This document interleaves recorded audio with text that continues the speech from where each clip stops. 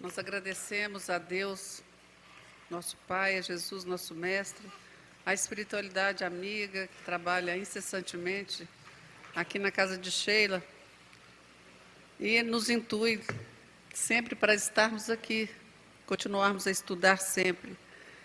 Porque como o Espírito da Verdade nos pede no capítulo 6 do Evangelho segundo o Espiritismo, ele fala: espíritas, amai-vos, eis o primeiro ensinamento.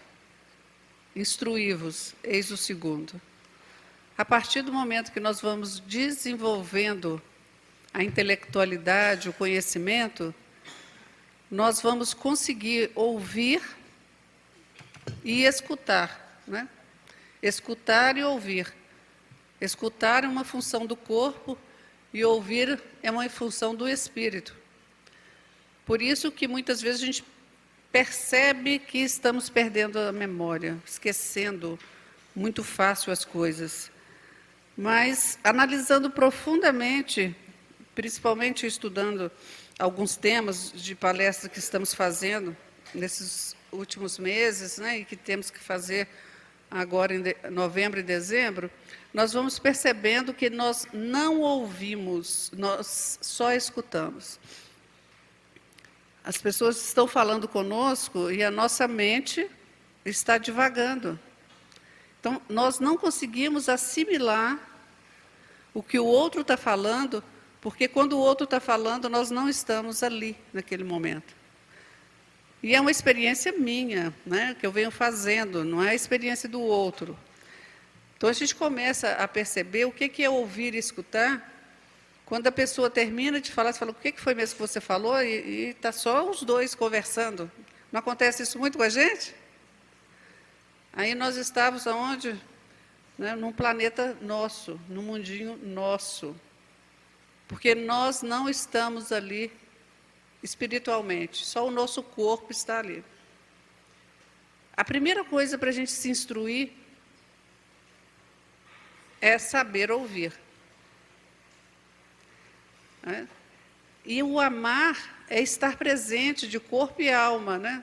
Alma no sentido de espírito encarnado. Tanto o nosso corpo aqui, mas nós, espíritos, temos que estar ali presente. Mas aí o que nós fazemos? Nós voamos, né? Às vezes é bom, numa discussão é bom o espírito dar uma voltinha, deixar só o corpo e na volta ele nem lembrar direito o que o outro brigou, para que os ânimos fiquem tranquilos. Mas para que a gente possa aprender com o outro, para que a gente possa desenvolver aquilo que é necessário em nós, precisamos prestar atenção no outro. Então, que nós possamos fazer esse exercício, né? Um exercício de escuta.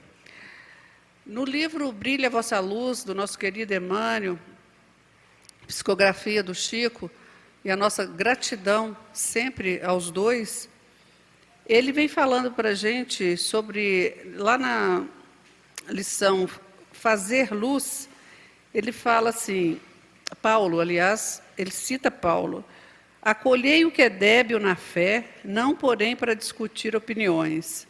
Está lá em Paulo, Romanos, capítulo 14, versículo 1. Aí é muito interessante que nós fazemos tudo o contrário, nós discutimos opiniões, né? A nossa opinião. As maiores dissensões, a maior mostra de trevas que está tendo no nosso planeta hoje é justamente pela nossa opinião. Nós não pensamos, nós não raciocinamos, porque pensar, essa frase que a pessoa vem e fala assim: ah, desculpa, eu não pensei para falar. Lógico que pensou. Não existe uma pessoa que não pense. Para você formular uma questão, você precisa pensar. O que você não fez foi raciocinar e meditar sobre as consequências, ou você não se importou com as consequências.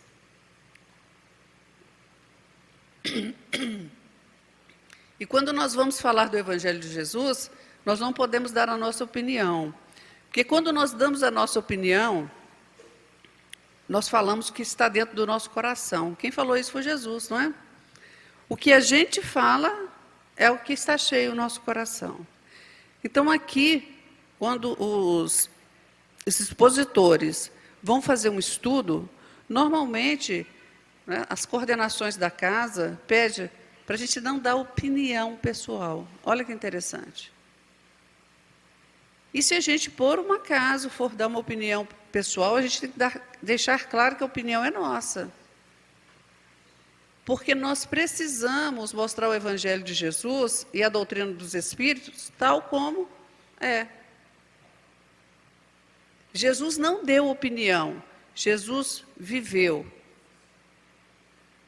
Ele não escreveu nada. A única analogia escrita referente a Jesus é no momento da mulher adúltera, do julgamento, em que ele abaixa e escreve na areia. Não tem nenhuma outra citação que fala que Jesus fala, espera aí, deixa eu fazer uma colinha aqui, né? Ele era o Evangelho, era e é o Evangelho vivo e veio trazer para a gente essa informação. Jesus era a luz do mundo, é a luz do mundo e será sempre a luz, como Espírito perfeito que Ele é. Ele não veio dar a opinião dele, ele veio trazer as leis de Deus. Ele veio vivenciar a lei de Deus. Porque quando a gente vem dar a nossa opinião, talvez a gente não aceite passar pelos sacrifícios que passam todos aqueles que já decidiram vivenciar o Evangelho, seja em qualquer religião. A religião é criada pelos homens. Jesus não criou religião, ele pregava em todos os lugares. Podia ser na sinagoga, tem uma vez que é comentado que ele foi na sinagoga. Quando ali ele faz referência a Isaías, citando do Messias, e a partir daquele momento ele falou, agora se cumpriu a profecia. E todas as outras suas passagens, pelo menos que eu estou lembrando aqui agora, eu não me lembro de nenhuma no Evangelho, em que fala que ele estava em templos. O templo era a natureza, onde ele poderia desenvolver tudo aquilo que ele precisava e mostrar a lei de Deus viva. Como que a lei de Deus atua no planeta Terra. Emmanuel, ele vem falar sobre esse dito, né? Essa passagem lá, dita por Paulo, ele fala assim, é que para chegar à cultura, filha do trabalho e da verdade, o homem é naturalmente compelido a indagar, examinar, experimentar, teorizar. Mas para atingir a fé viva, filha da compreensão e do amor, é forçoso servir. Então, quando nós começamos a servir, nós não damos mais opinião.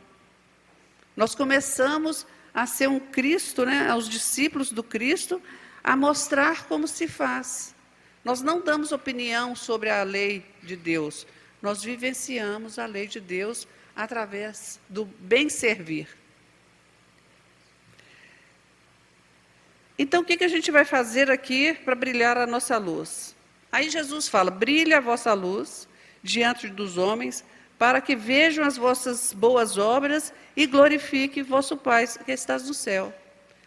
Então, Jesus não pediu para a gente servir, para que nós possamos brilhar a nossa luz no nosso comportamento. Como que eu sigo a Cristo? Como que eu vou demonstrar que eu sou discípulo de Cristo? É muito fácil ser cristão. Nosso amigo Telmo tem uma frase, desde que eu o conheci, aqui no Sheila, em 2017, nossa reunião já está fazendo muito aniversário, né? Graças a Deus. Ele sempre fala, o Evangelho de Jesus não é para os fracos. E não é mesmo, não. O Evangelho de Jesus é para aqueles que já caíram em si. Para aqueles que já tomaram consciência. Porque cair em si, assim como o filho pródigo, cair em si, assim como Paulo, porque o ir do cavalo tem um significado importantíssimo, porque mais tarde a gente vai ver Francisco de Assis também caindo do cavalo, porque ele quase faliu na intenção de usar a guerra externa para defender o Cristo. E quando a gente parte para a guerra, é porque nós já estamos em guerra há muito tempo. A guerra no mundo é reflexo da guerra que nós ainda temos dentro de nós, né? Então, através da nossa luz, olha só, vejam, para que vejam as vossas boas obras. Então, como que eu vou brilhar a minha luz? Como que eu vou servir Jesus? Através das minhas obras. Jesus fala, conhecereis, né, a árvore pelo fruto. Então, eu serei reconhecida pelas obras. Pelas minhas obras. Não pelos os estudos que eu faço aqui no Sheila ou qualquer casa. Porque falar é fácil. O difícil é vivenciar. Eu já falei para vocês, eu costumava dar treinamento, e eu falava, estava acostumada a falar para 300 pessoas, né, dar treinamento. A primeira vez que eu fui falar sobre o Evangelho, eu quase desmaiei. Tinha um pouquinho de gente no centro espírita. Porque a minha consciência fez uma acusação fortíssima, e ela me cobrou. Agora você precisa vivenciar tudo isso que você vai falar. E enquanto eu falava, eu gaguejava. Porque passava, né, uns filmes na minha mente de tantas coisas que eu tinha me comprometido a mudar e eu ainda não tinha feito. Então as pessoas iam me conhecer falando bonitinho, né? Mas não ia me conhecer, mas eu não conseguia mostrar realmente ainda quem eu era. Aí uma frase maravilhosa de Kardec, que faz um convite maravilhoso para a gente. Ele fala, o verdadeiro espírita, e eu gosto muito de frisar que ele fala também que o verdadeiro espírita é o verdadeiro cristão, e o verdadeiro cristão, mesma coisa. Se eu falar que eu sou espírita, eu tenho necessariamente que ser cristã e praticar a doutrina do Cristo. Porque o Espiritismo é o Consolador prometido por Jesus. Então é a mesma coisa, né? Então Kardec fala, o verdadeiro espírita será reconhecido pela sua transformação moral. Então o que é a transformação moral? É eu me reconhecer como eu sou, já não faço mais certas coisas, mas o pensamento é difícil ainda de a gente trabalhar, é ou não é, gente? É muito difícil. Mas eu já faço aquela transformação, porque tudo começa por mudanças de hábitos. Então a transformação é quando eu começo a mudar certos hábitos. O meu falar já vai ser um falar mais carinhoso. E eu vou treinando aquilo. Por isso que quando a gente começa a mudar, as pessoas falam assim, Jacira não é aquilo não, gente, vocês não conhecem. Não é assim? Fulano está fingindo, ele não é bonzinho daquele jeito. Não, ele só está treinando. Por que a gente não pode ter esse olhar? Ele só está treinando. Só está mudando hábitos, até que um dia aquele hábito passa a fazer parte da vida dele, não é? E pelo esforço que empreendeis para eliminar suas más inclinações. Então, quando eu mudo os meus hábitos, eu faço uma transformação moral e aquelas coisas mundanas já não me agradam mais, onde eu crio propósitos, eu começo a brilhar a minha luz. E quando a gente começa a brilhar a luz, que todos nós nascemos com ela, todos nós nascemos para ser espíritos puros. Todos nós. O nosso destino é sermos espíritos puros. Por isso Jesus nos diz que nós poderíamos fazer igual a Ele ou mais.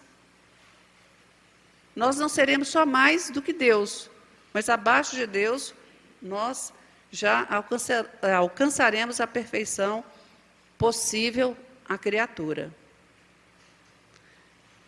O esforço para eliminar as suas más inclinações. E esse esforço é todo dia mudando um hábito, procurando trabalhar em nós as nossas mazelas, né? Nossas dificuldades. Então, como é que a gente pode fazer isso, né? Como fazer? Algumas perguntinhas que a gente anotou. Qual o método? Qual a cartilha? Gente, se nós formos pensar friamente, é fácil. A dificuldade é a nossa ligação com a matéria. A nossa dificuldade é que nós estamos mais para o mundo primitivo do que para o mundo angelical. O angelical eu nem falo, mas do mundo regenerado. A maioria ainda está mais para o mundo primitivo. Todos os seres imperfeitos, como a gente vê na escala espírita, é que nós somos seres imperfeitos, nós somos da terceira ordem, do planeta de provas e expiação, e o que predomina em nós é a materialidade.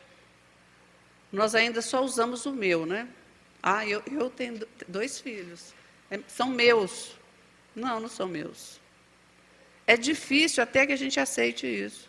Não, são 2 filhos emprestados. E o dia que o pai dele quiser de volta, ai, gente, sinto muito. É emprestado. É a mesma coisa quando a gente empresta alguma coisa para alguém, depois a gente vai buscar. Não, isso é meu. O marido é emprestado, gente. A esposa é emprestada, a mãe, a casa, o carro, tudo. Até o tempo. A única coisa que nos pertence é o tempo. A única coisa que nos pertence é o tempo. Né? Então, vamos lá. Olha o que Paulo fala para a gente. Já não sou eu quem vivo, mas o Cristo que vive em mim. Lá em Gálatas, capítulo 2, versículo 20. Então, Paulo, ele vivencia tanto o Evangelho, que um dia ele fala, né, eu não vivo mais Cristo, eu obedeço Cristo 100%. E é por isso que as pessoas falam que Jesus e Deus é a mesma coisa, né? É um espírito só. Que Jesus, muitos falam que Jesus é a manifestação, é Deus encarnado aqui na Terra. Porque Jesus fala, eu e o Pai somos um. É a mesma coisa que Paulo faz para nos ensinar que quando você está em consonância, então você, e com quem você está em consonância, é o mesmo pensamento, o mesmo sentimento. Quando nós casamos na Igreja Católica, o padre não fala que agora é um só corpo e uma só carne? Porque o marido e a mulher deveriam estar em consonância. Eles deveriam partilhar do mesmo caminho juntos. E a gente faz isso, gente? Né? Difícil, né? Então, Paulo fala isso para a gente. Porque ele já tinha vivenciado.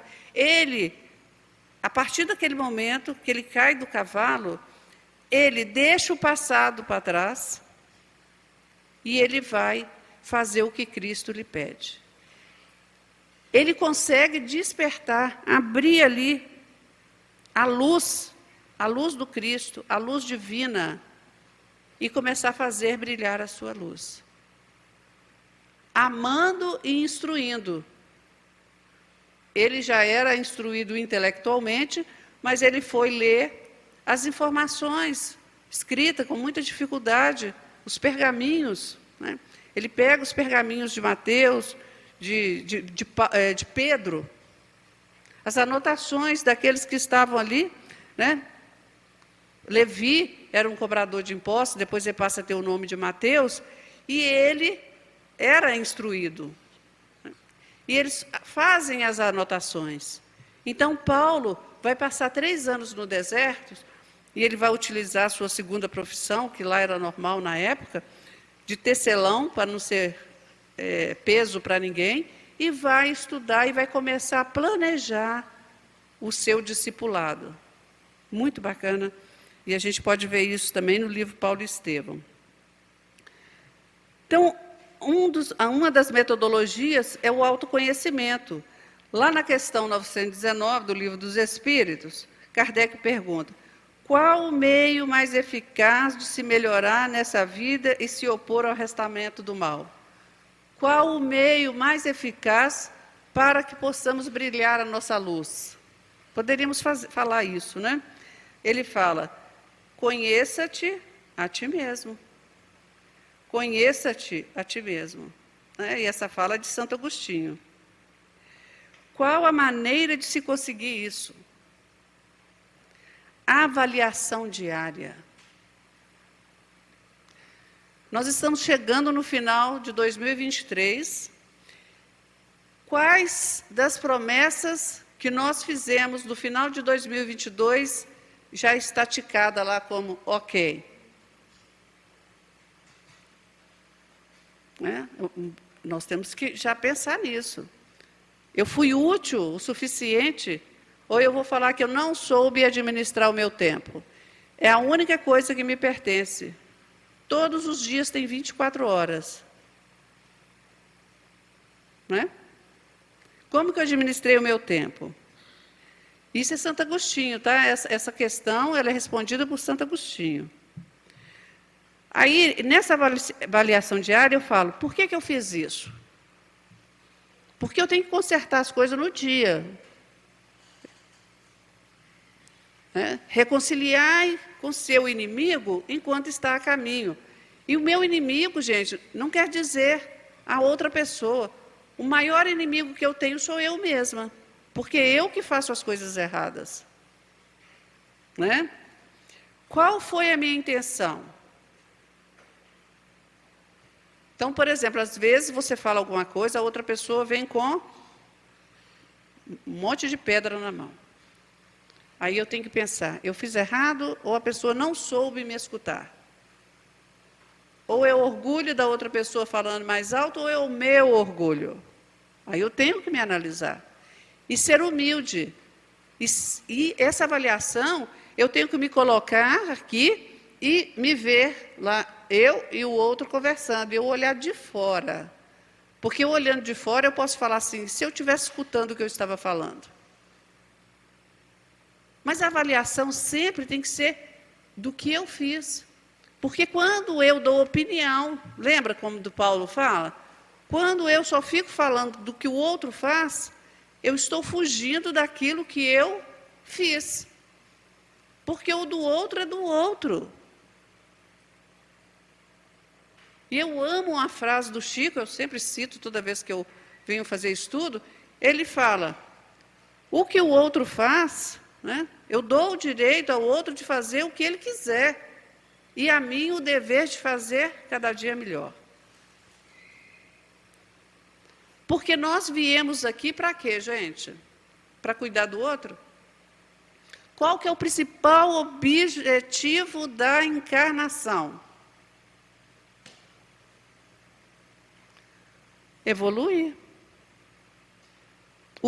A base, o principal objetivo é evoluir. Encarnação. Então, por que Deus criou esse processo de encarnação? Para que as suas criaturas evoluam. E por que a gente volta tantas vezes? Para progredir. para aprender. Uma encarnação só não dá. E por que a gente repete sempre a mesma coisa? Porque nós somos maus alunos e tomamos bombas. Vamos repetir quantas vezes necessárias até que nós façamos um pós-doutorado. Que aí nós já estamos lá na escala dos bons espíritos, no mundo regenerado, nos preparando para quê? Para sermos espíritos puros. Quanto mais eu estude e mude a minha forma de me apresentar diante do mundo, diante das pessoas, mais rápido vai ser. Mas a minha apresentação tem que ser de acordo com o Evangelho de Jesus. Eu tenho que ser obediente na intelectualidade, porque eu não vou conseguir manipular as energias para ser um espírito puro, um Cristo, e ser o governador de um planeta, se eu não conhecer todas as leis das físicas. Se eu não for boa em química, física, matemática e português para poder, né, ler, interpretar tudo, biologia, eu tenho que conhecer de tudo para quê? Para ser um Cristo. Mas eu tenho que ser humilde o suficiente para usar tudo aquilo que eu aprendi para ajudar o meu irmão. Então, o primeiro passo é me conhecer e ver as minhas necessidades, porque eu preciso evoluir.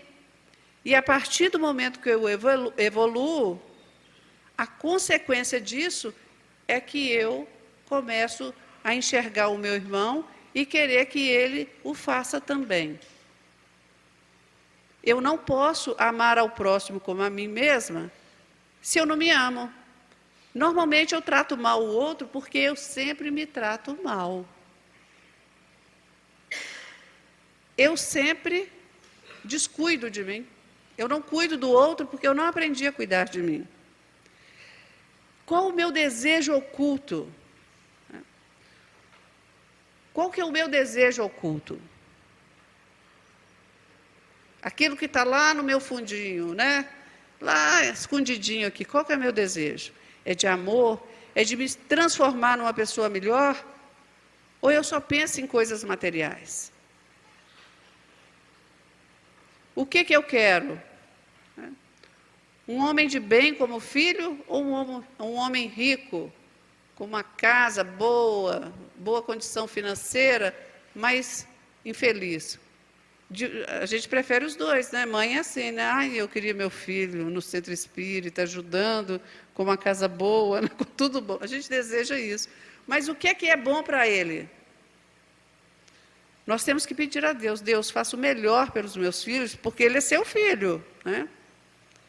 Então o Senhor sabe muito melhor, né? Aliás, só o Senhor sabe o que é melhor para ele.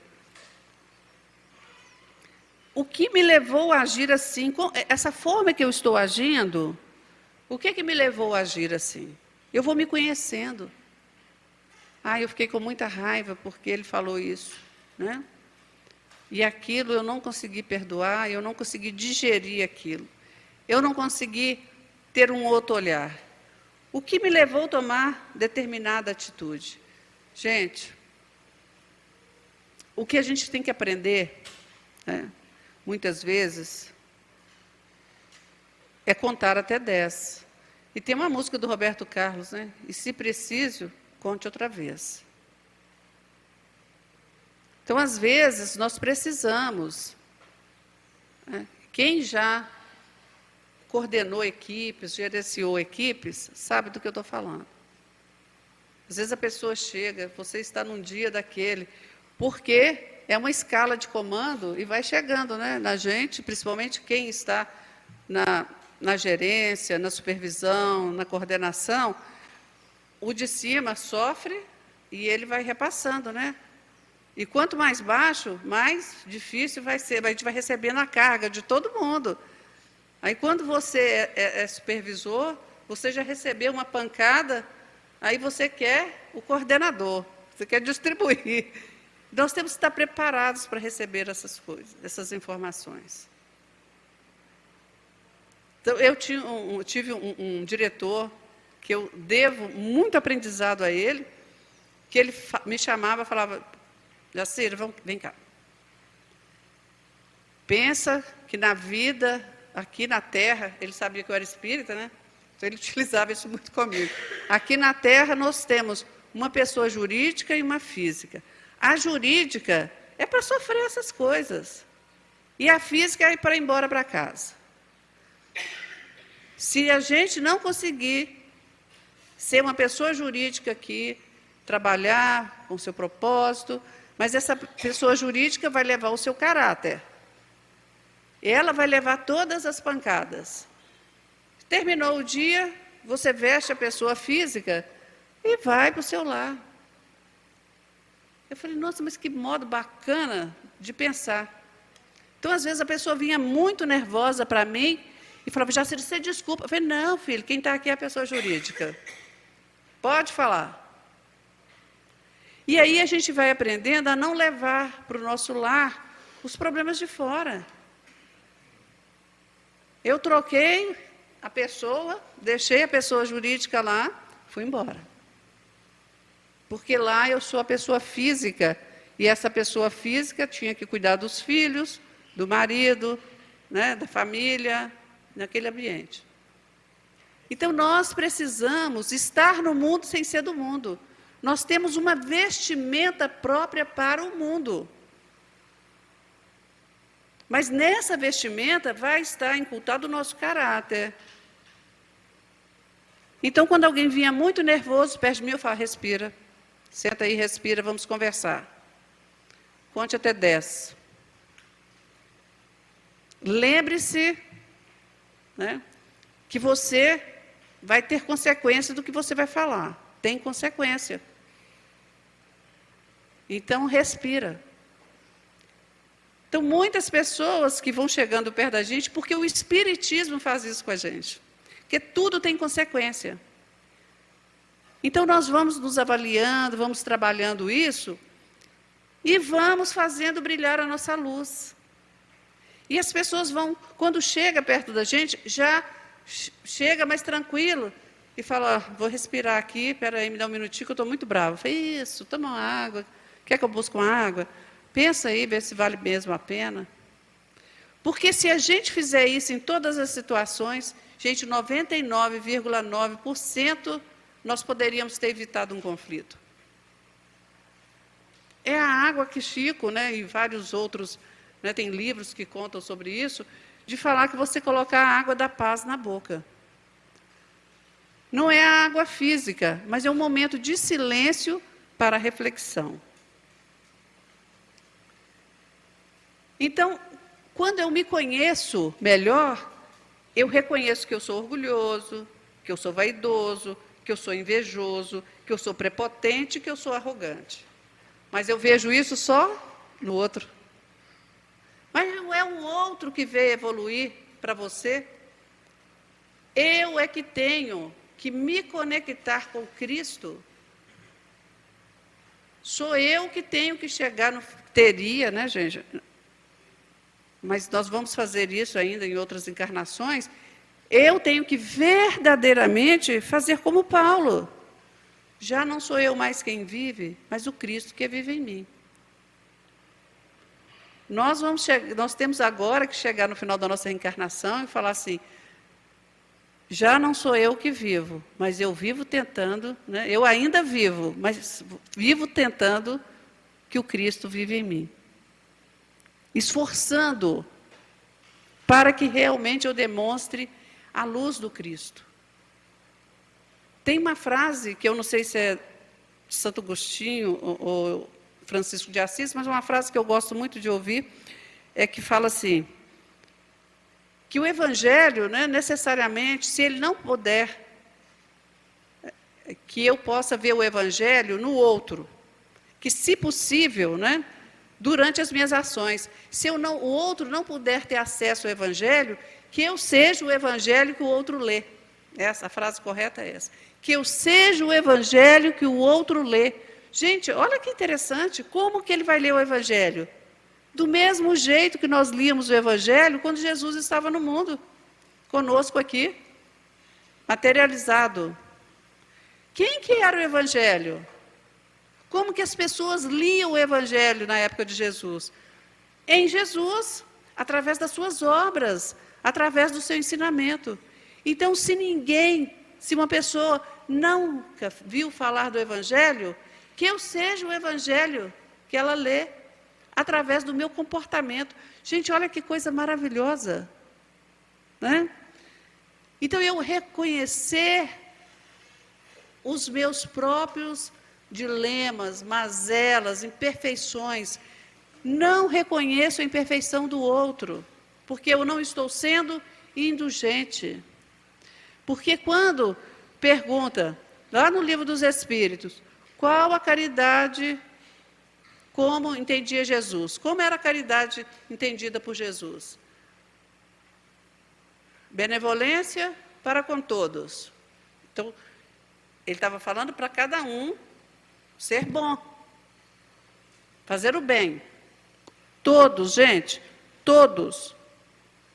Toda a criação. Não é todo homem, não. Toda a criação. Indulgência com as imperfeições alheias. Porque eu sou imperfeita. Eu só consigo ver a imperfeição do outro, né?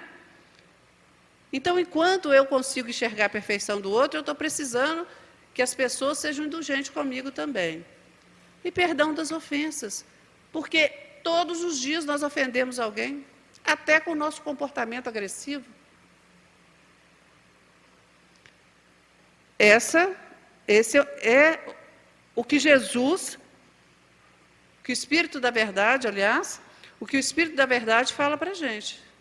Ele que responde os Espíritos... Desculpa, gente, fiz uma confusão aqui.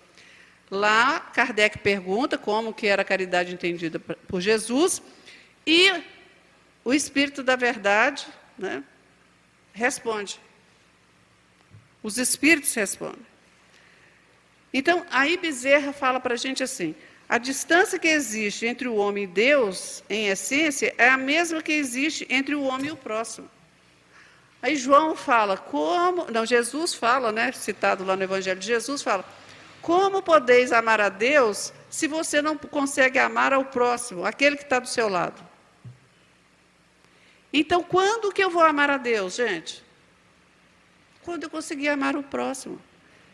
Eu não sei o que é Deus, não sei. Eu sei teoricamente, porque lá está escrito, que é Deus? Os Espíritos respondem, inteligência suprema, causa primária de todas as coisas. E aí? A gente só sabe que Ele é o Criador. É difícil você falar assim, eu amo a Deus, porque eu ainda não cuido. E como eu sempre cito aqui, aquela música do Padre Fábio de Mello, que ele fala, como que eu vou entender Jesus se todos aqueles que eu pego pela mão, que Jesus pegava pela mão, eu não quero a meu lado. Lá na pergunta 469 do Livro dos Espíritos, fala assim, por que meio podemos neutralizar a influência dos maus espíritos? Porque nós temos também o hábito de falar que nós sempre estamos obsediados, que a culpa é dos espíritos, né? Mas o espírito só chega perto de mim se eu der brecha, se eu der sintonia. Até os encarnados. Eu só tenho pessoas que me dificultam a vida porque eu estou na mesma sintonia e é necessário que ele venha para eu cair em si e mudar a minha sintonia.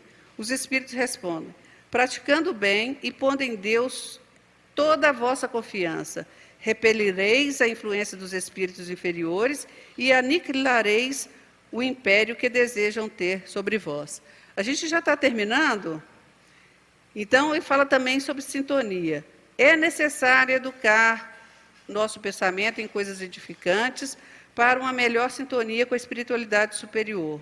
O pensamento é idioma universal e, entendendo que o cérebro ativo é um centro de ondas em movimento constante, estamos sempre em correspondência com o objeto que nos prende a atenção. Então, se eu penso mal, eu vou atrair o mal. Se eu penso bem, o bem estará conosco. Então, gente, já chegando no final, o Emmanuel, ele nos fala, nos orienta, né, que precisamos traçar programas salvadores onde estivermos. Programas salvadores. O que é um programa salvador? Eu tenho que traçar um objetivo para eu alcançar o meu alvo. Qual que é meu alvo? O meu é Jesus, e eu estou doida para chegar no planeta regenerado. Esse é meu alvo. Não sei o de vocês, mas o meu alvo é lá. Então, eu tenho que fazer programas salvadores, porque eu é que vou me salvar. Ele nos sugere que brilhe a luz no Evangelho em nossa boca, em nossas frases, escrita, e mais que isso, em nossas ações. Então, gente, quando eu falo, quando eu escrevo, quando eu posto nas redes sociais, eu tenho que ver qual é a consequência disso para o outro. Eu estou estimulando o erro do outro? Eu estou atrapalhando brilhar, que o outro desenvolva a sua luz? Então, Emmanuel nos convida a fazer aquela caridade essencial. Está lá no livro Vinha de Luz, e eu gosto de toda vez citar para a gente ler. Porque o objetivo da nossa encarnação é a nossa evolução pessoal, e ajudar os outros é a consequência. Então, meus irmãos, que nós possamos viver em Cristo através dos nossos pensamentos, através dos nossos sentimentos, demonstrar o Cristo em nós através da nossa palavra e das nossas ações. E que nós possamos voltar para nossos lares com esse sentimento maravilhoso da luz que Jesus despertou em nós e que Deus já tinha colocado em nossa consciência. Uma excelente semana a todos, muita paz, muita luz. Muito obrigada.